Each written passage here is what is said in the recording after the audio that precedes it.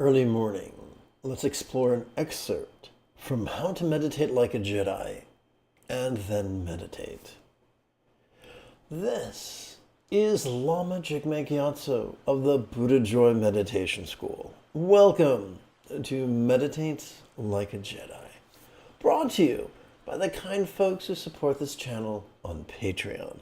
This morning, we could chant and meditate and enjoy a lesson or two, but first, if you love Star Wars and you wish to meditate as transformatively as Obi-Wan Kenobi upon the sands of Tatooine, under the guidance of Qui-Gon Jinn, be sure to subscribe and ring that notification bell.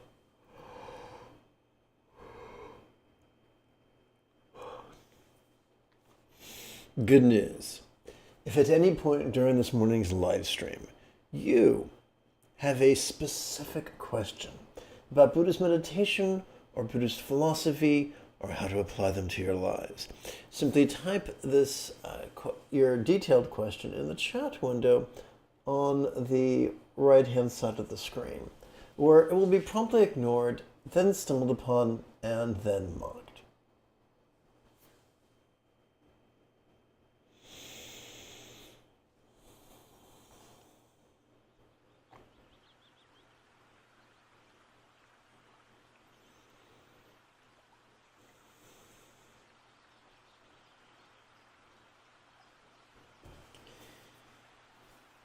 I Want to Be a Jedi Like My Father, also titled, Why Meditate?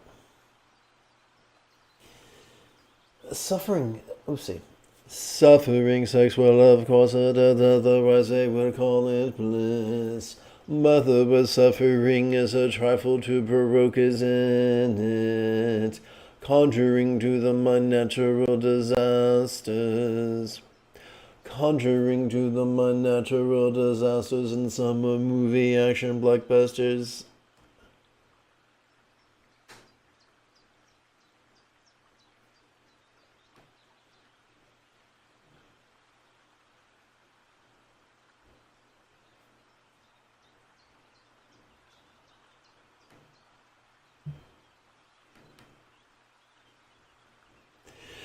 Perhaps that is why a minority of scholars and yogis prefer to translate the ancient Pali word dukkha not as suffering but rather stress.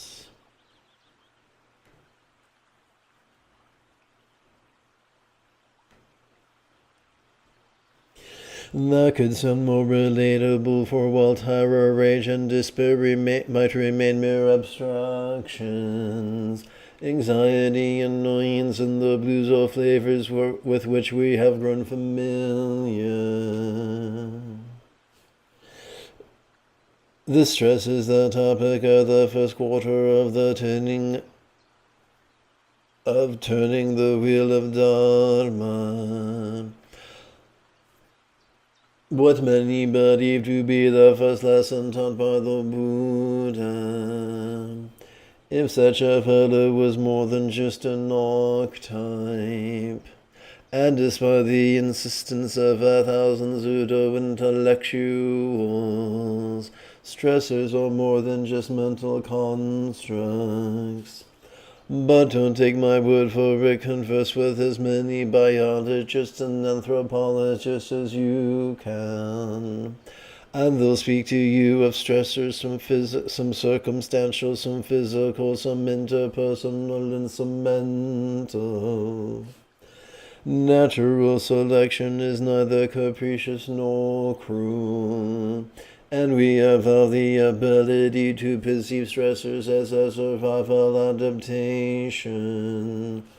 For most certainly our indirect ancestors who lack this faculty did not live long enough to pass on this trait.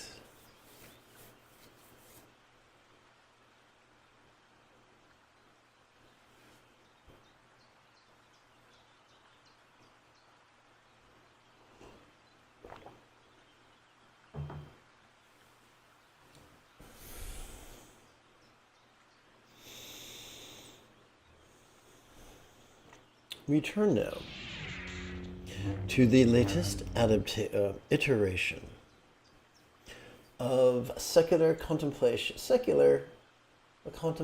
mindfulness, and meditation. My adaptation of arguably the oldest and most well-known of the Buddha's meditation manuals, the Anapanasati Sutta. Let's take a moment to consider this photograph of a wooden statue of the Buddha.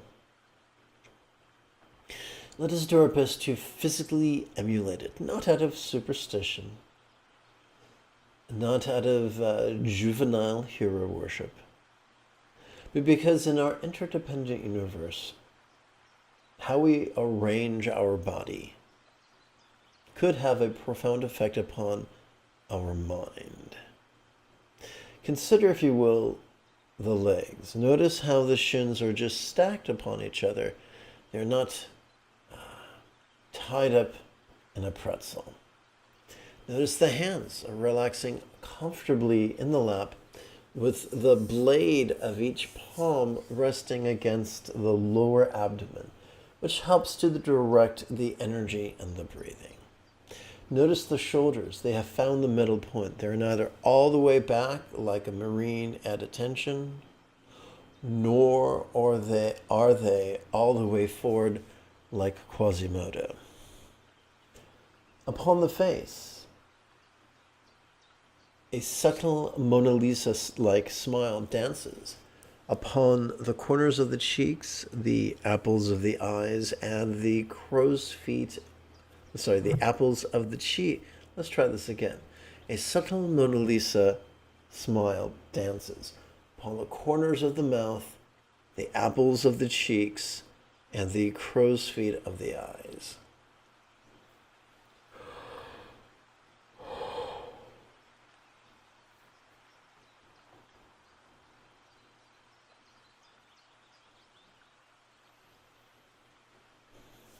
Finally,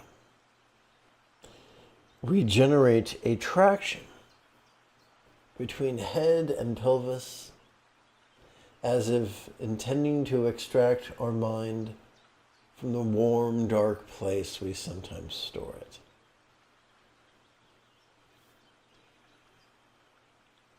Now we're ready.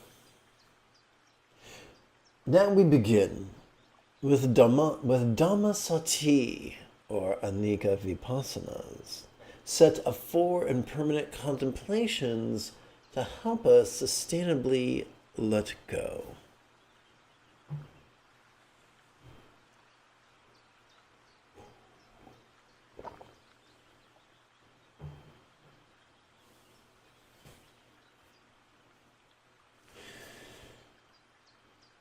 These 4 contemplations are like spiritual first aid, or a handy back-to-tank if you're a geek like me. These are perfect for when you feel yourself hot under the collar, or stressed out,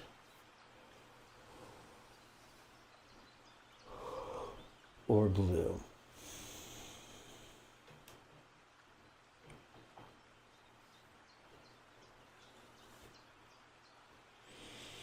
We come to the first of 4 contemplations, where we consider coarse impermanence, as opposed to subtle and then very subtle impermanence. So we're starting with coarse impermanence, which is par for the course. In Tantric Buddhism, this would fit under the heading impermanence, fits under the headings of the 4 thoughts that turn the mind to the teachings. So it's fun to see the intersectionality of all the Buddha's teachings, despite the resistance of the elitists who promote sectarianism.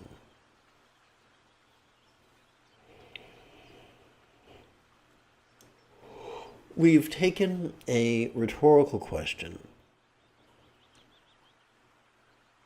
condensed it so that it's only 4 syllables long, thus attacking its grammar, and divided it into two lines of unequal length. During the inhalation, we could silently and mentally recite what? During the exhalation, we could silently and mentally recite the hyphenated phrase, now changing. Now remember, this is a rhetorical question. Its power comes not from us striving and straining to concoct or recall an answer. Au contraire.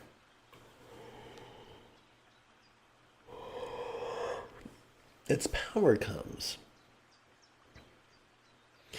from us reciting it silently and mentally in harmony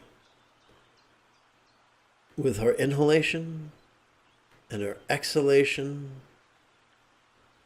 and our relaxation. Allow me to continue to insult your intellect. The in-breath is comparatively shorter and sharper. The out-breath is comparatively longer and softer. Doing this helps us, brings our intellect in harmony with our autonomic nervous system in a way that can accelerate our journey on the path of liberation to enlightenment. Now, you might rightfully ask, well, what's the difference? And I thought the journey was the path. Harumph. When people say the path is the goal, that's just a trick they're using in an effort not to be neurotically goal-oriented. While that desire is laudable, and when a figure of speech is taken literally, confusion multiplies, like bunnies in the springtime.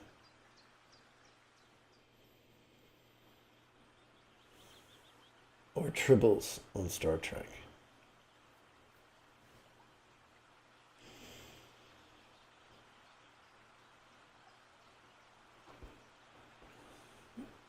In the Buddha's first sermon, he referred to the Eightfold Path. In another sermon, he elaborated it more deeply. It can be argued that correctly practicing the Eightfold Path is liberation, however momentary, from the tyranny of our primal drives, which is fabulous. But then is enlightenment. When we have so mastered this Eightfold Path that we practice it spontaneously, habitually, easily, and effectively, that is enlightenment. And according to the Buddha, it doesn't have to take aeons. This can be done in 7 years, or 7 quarters, or 7 months, or 7 fortnights, or 7 weeks, or even 7 days. The real variable is, where are you on the spiritual path when you come to this practice? Some people come to this practice and they've already been meditating, not concentrating, but meditating for years. And so they've learned how to sit comfortably for long stretches of time. And for them, Breeze City can do it in a week. For most folk who've never had a fulfilling meditative experience, it takes a little bit while, maybe 7 months. It takes about 17 weeks or so to acclimate to sitting in meditation. You know, the first week, 5 minutes every 12 hours. Second week, 10 minutes every 12 hours. The third week, 15 minutes every 12 hours. After about 13 weeks, they could have adjusted to sitting for 60 minutes twice a day. That's great. The next step in the process would be preparing for one's first at-home one-day retreat, where one studies formally for about 4 sessions of 1 hour each, and one practices formally for 4 sessions of 1 hour each, perhaps at 6 a.m., 10 a.m., 2 p.m., and 6 p.m. Perhaps 2 of the sessions with a live stream, live or recorded, and 2 sessions on their own. That way, when questions come up, they can jot them down and bring them to the next class they attend. If done properly, if someone who is doing a one-day retreat has pets or a partner or children or a combination of the above, if they're clever, they will let them know ahead of time what they're doing. And then during each break, during each 2-hour break, they will spend quality time with those pets or partners or children or progeny.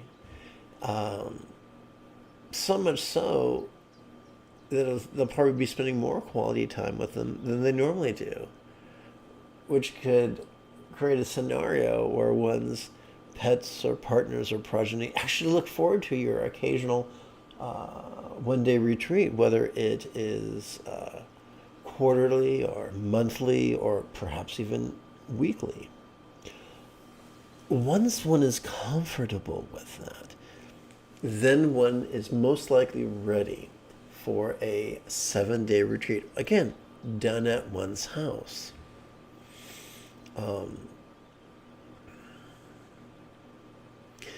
After one's first 7-day retreat, if one has dotted all their I's and crossed all their T's, it's highly probable that one will attain mastery of the Eightfold Path. That doesn't mean you'll never again experience an uncomfortable sensation or emotion or memory. No. It means that whatever you experience, you'll be able to deal with it effectively and elegantly and gently.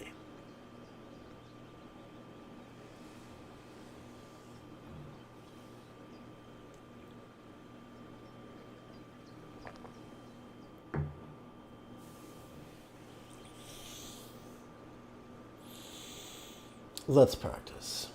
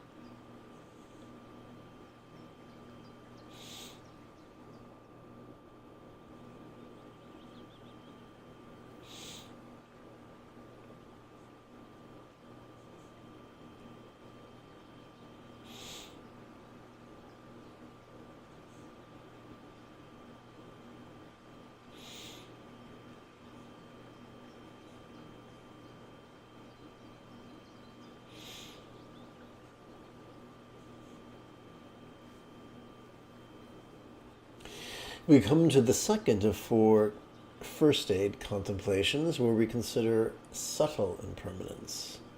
What? Now fading. If you've just joined me, welcome aboard. Good news. If at any point during this morning's live stream you have a specific question about Buddhist meditation or Buddhist philosophy or how to apply them to your life, simply type the question in great detail in the chat window on the right-hand side of the screen. So we come to the second of four opening contemplations. They pretty much serve as a spiritual first aid for when life throws mud at our head. We're going to play with a concise four-syllable rhetorical question that we're going to divide unevenly between in-breath and out-breath. During the in-breath, we could silently and mentally recite what? During the exhalation, we could silently and mentally recite now fading.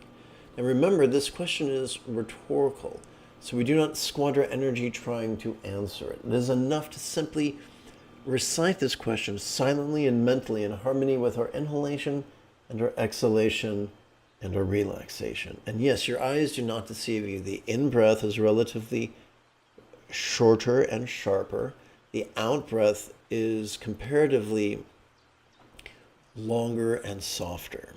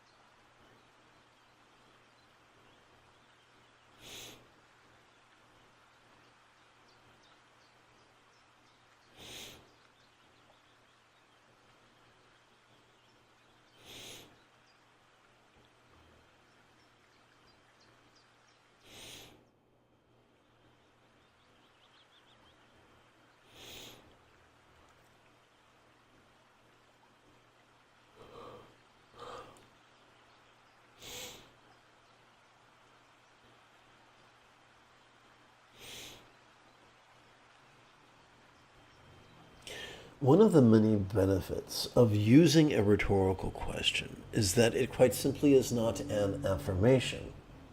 How is that an advantage? Affirmations are lies that we enthusiastically tell ourselves in the hopes of changing our reality. However, anything that is belief-oriented is a contrivance, a rigidity, based both on intellect and emotion. What's the problem with that? Like most contrivances, it is energy intensive.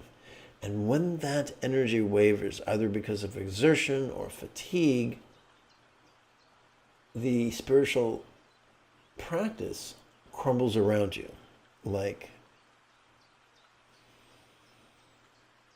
a house of cards. So instead we play with a rhetorical question, which is effortless. It's like uploading or downloading an app to your phone. Effortless.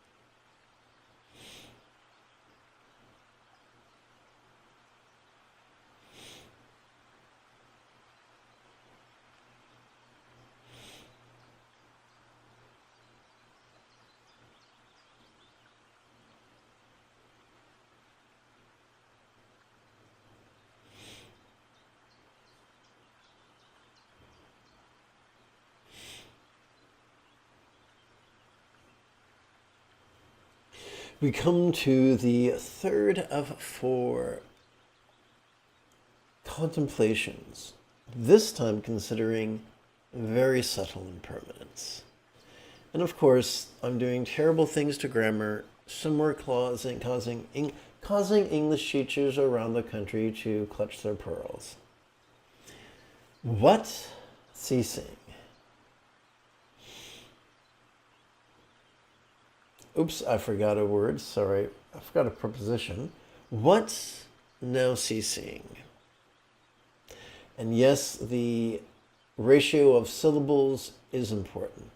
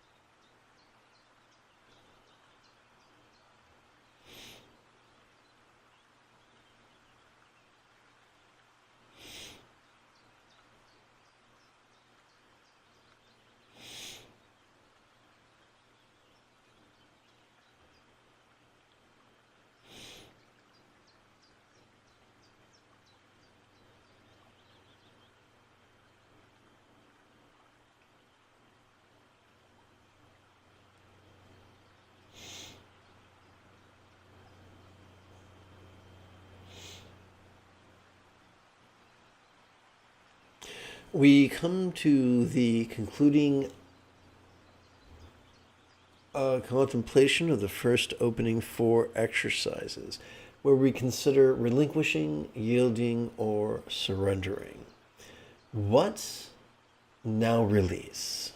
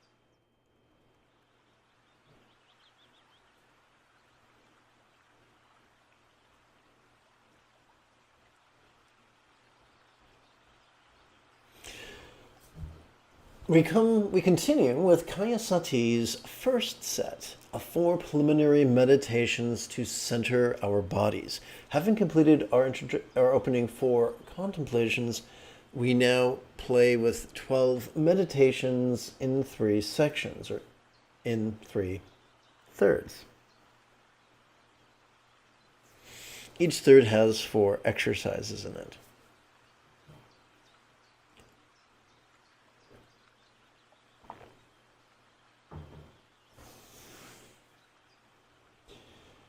Ask any teacher of Soto Zen and they'll teach you it's easier to work from the outside in, which is why a popular metaphor or figurative statement in Soto Zen is just sit.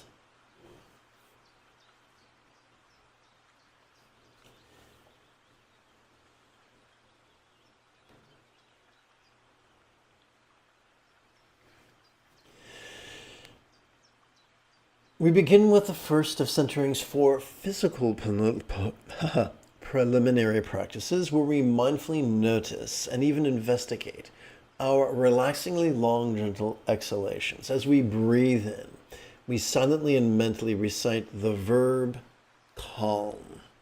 As we exhale, we silently and mentally recite breathing long. Why do we do this? Doing so reminds us the next time we experience agitation as we sit in meditation, that a longer, softer exhalation can be calming.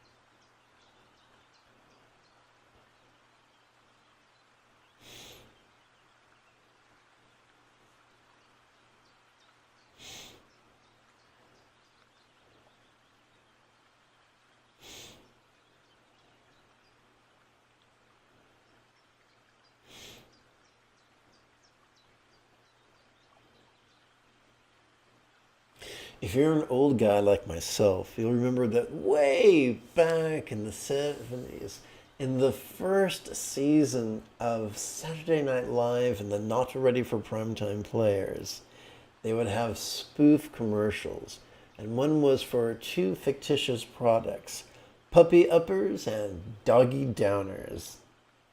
Now it's time for Puppy Uppers. As we come to the second of Centering's 4 physical preliminary practices, we mindfully notice and even investigate the coalescence of invigoratingly sharp inhalations. What? As we inhale, we silently and mentally recite the adjective short. As we exhale, we silently and mentally recite the hyphenated verb energize, which of course every geek, which one heard every geek, causes every geek to consider the transporters on Star Trek, the original series.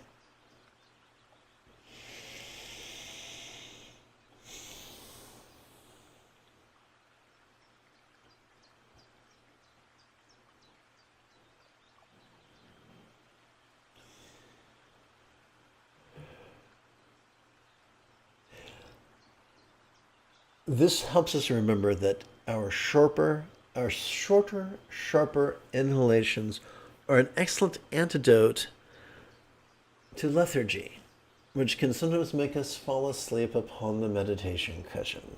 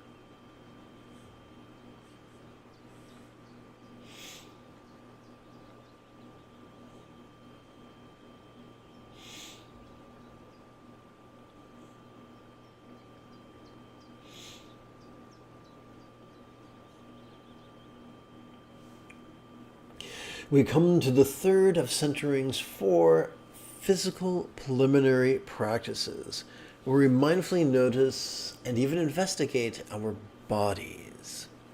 This is our first experience of what might be described in Tibetan Tantra as very coarse bliss, as we breathe in we silently and mentally recite the sensory verb feel. As we exhale, we silently and mentally recite the hyphenated object phrase, this body. This is not an active analysis. This is passive. We simply play with these words in harmony with our inhalation, exhalation, and relaxation. Sit back and watch the magic.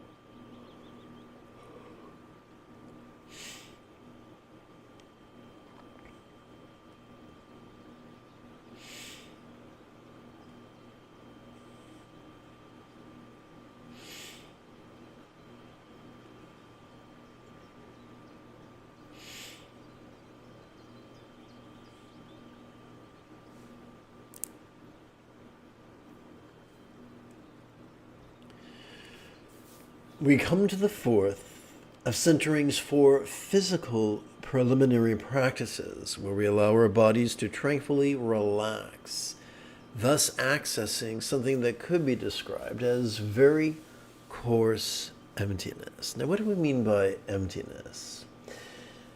We'll get to that in a moment. Something I forgot to mention. Every time we breathe in, we automatically access our sympathetic nervous system, which is wired for perceptual acuity, not for concentration. Concentration would have gotten our ancestors killed on the plains of the Serengeti. But mindfulness, that is vulnerable, passive, visceral, and random. We're able to access this because of our sympathetic nervous system, latent within every inhalation. The opposite of that is what follows. As we breathe in, we silently and mentally recite the monosyllabic form, which functions as a monosyllabic synonym of body. As we exhale, we silently and mentally recite the hyphenated verb relaxing. We don't have to force the relaxation. All we have to do is cooperate with our latent circuitry. You see, every time we exhale, we are already wired to physically relax and mentally release due to the workings of our parasympathetic nervous system.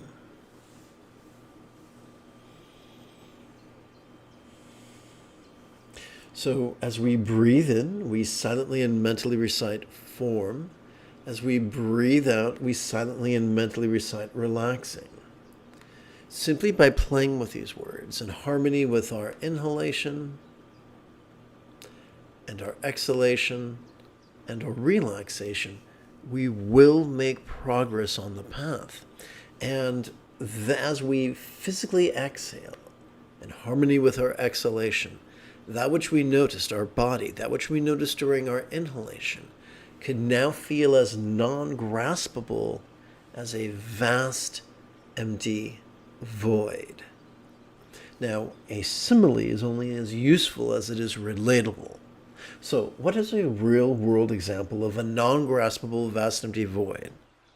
How about the illusion of the infinite azure sky on a bright and beautiful cloudless morn, which, although could be tantalizing to the eye, is intangible to the touch? There we go. Emptiness explained.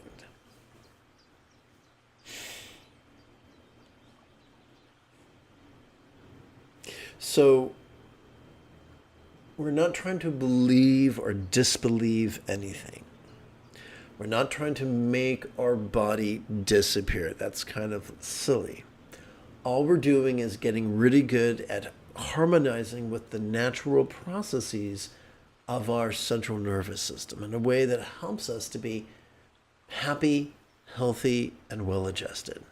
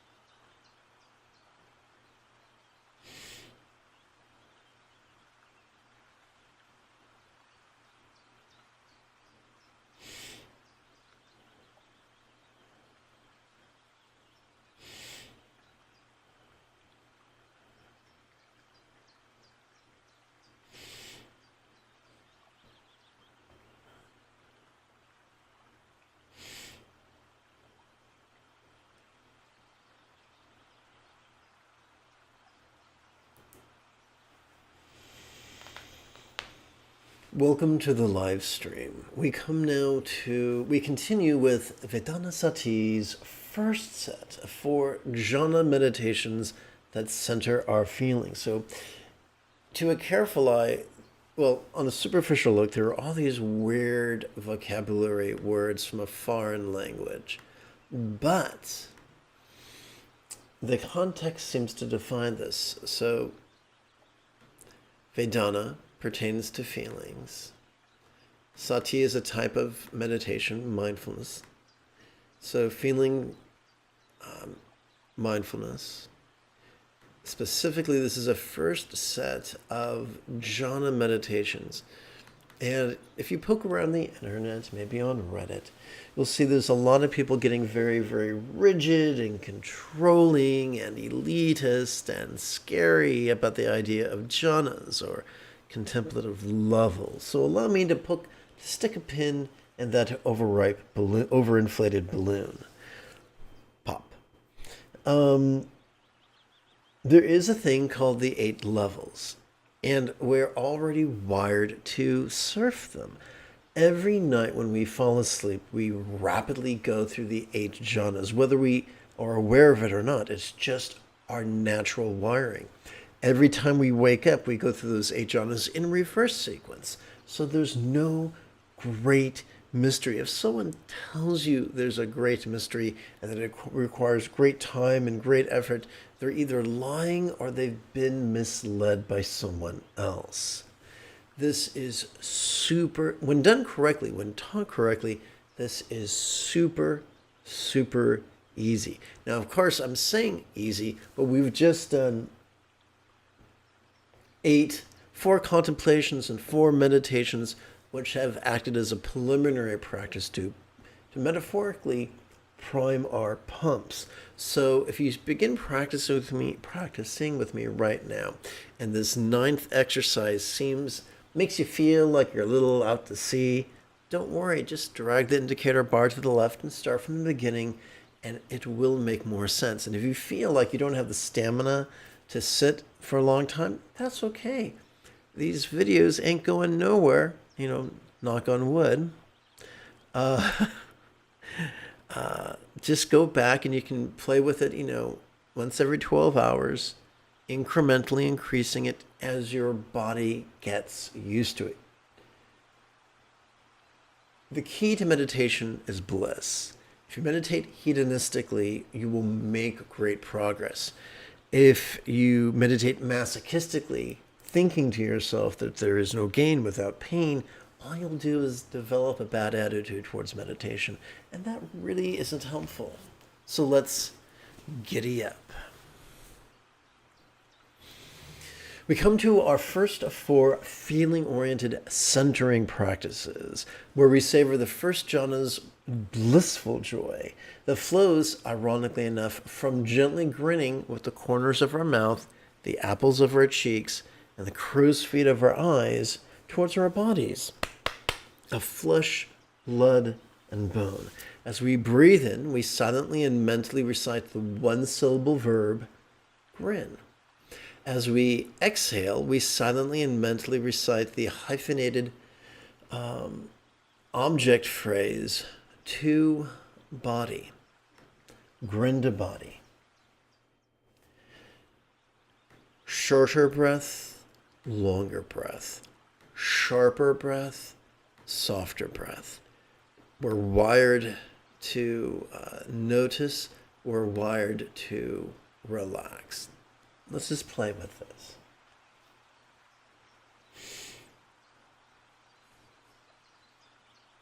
And after a few moments, you'll notice you're feeling some rather pleasant sensations. And this could be described as coarse bliss. In Buddhism, bliss is just any sensation you feel that is not painful.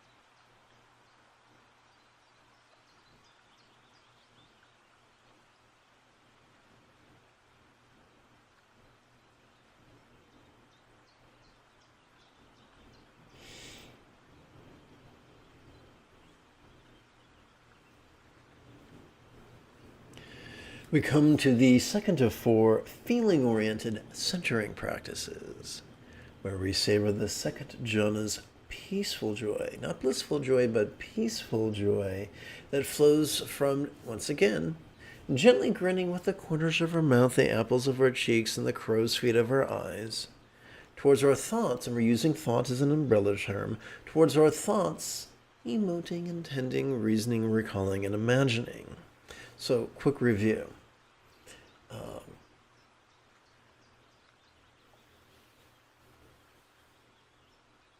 Every time we, despite the arrangement of these words, so as we breathe in, we silently and mentally recite grin. And as we exhale, we silently and mentally recite to these thoughts. But regardless of the words we play with, during each in-breath, we're already wired to notice. So we don't have to notice actively. We're wired to notice passively. We don't have to expend energy trying to analyze and label what we're feeling. We can do this viscerally. That's the most efficient way.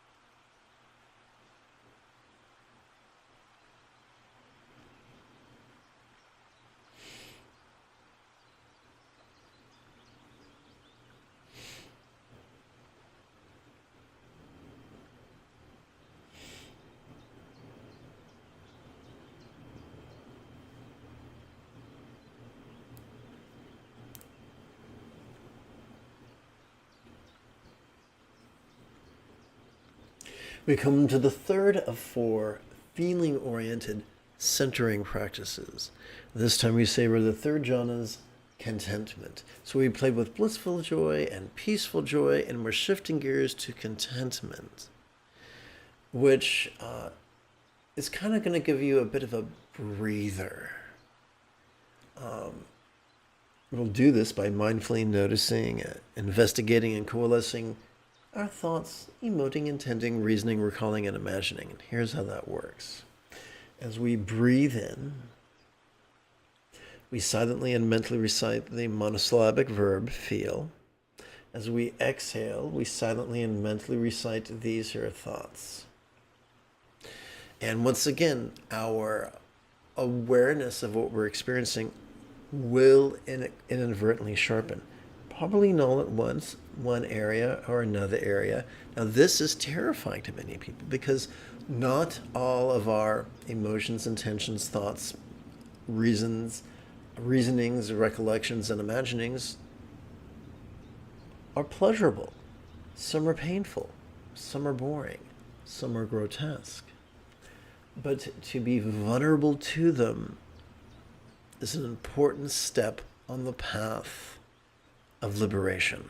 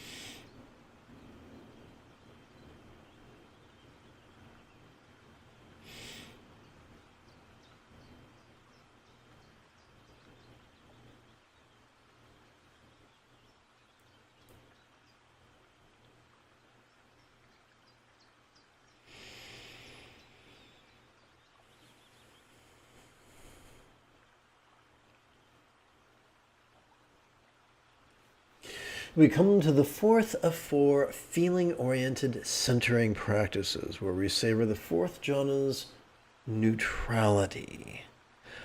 Now, neutrality here does not mean numbness. It means we are feeling, although we may perceive the impulse to shove at some things, reach for some things, cling to other things like Schmiegel with his ring,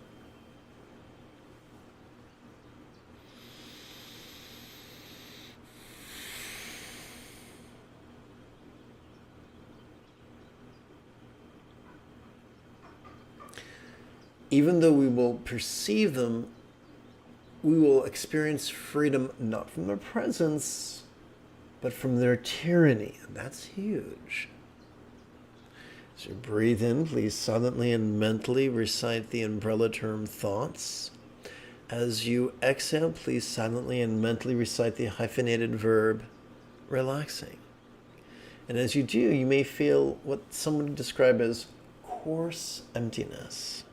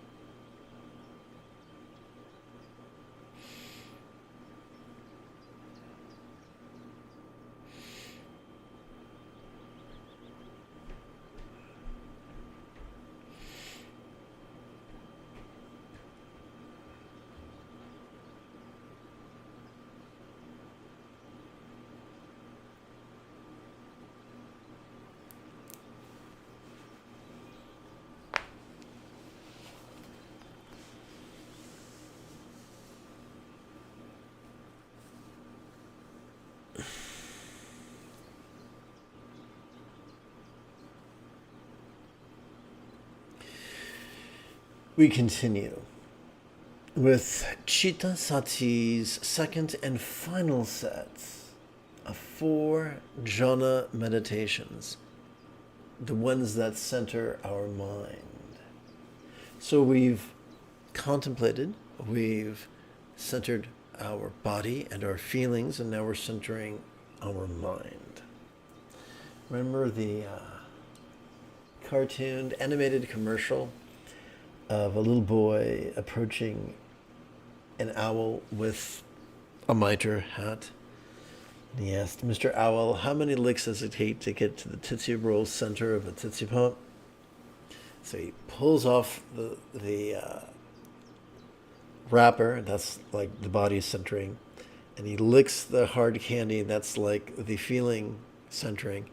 Then he gets to the Tootsie Roll center, and that's like the mind centering.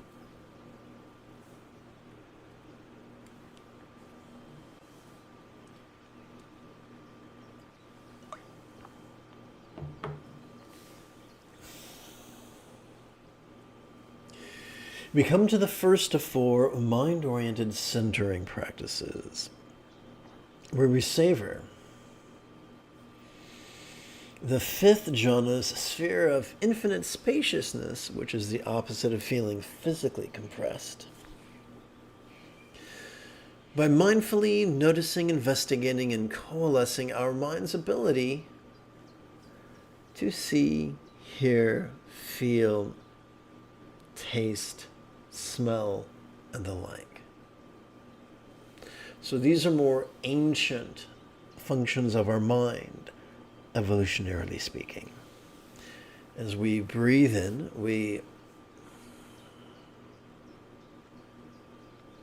one moment if you please.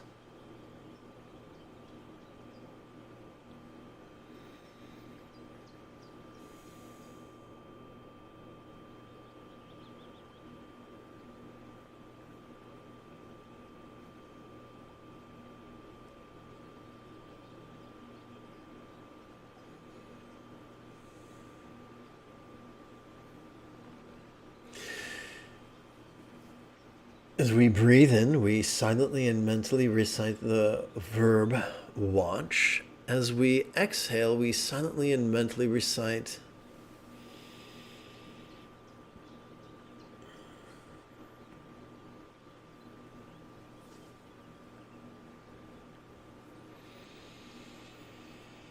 this here mind.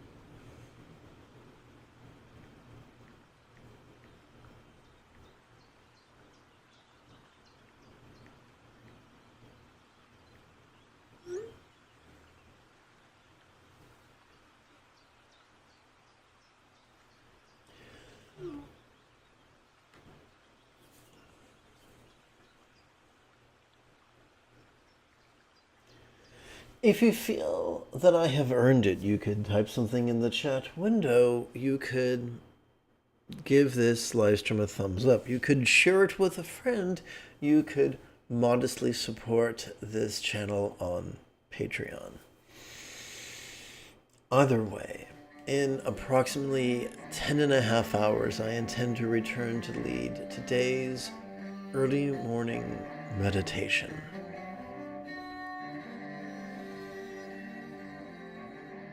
Today's evening meditation. Until then, may you and yours be happy and healthy. And if you are as geeky as me,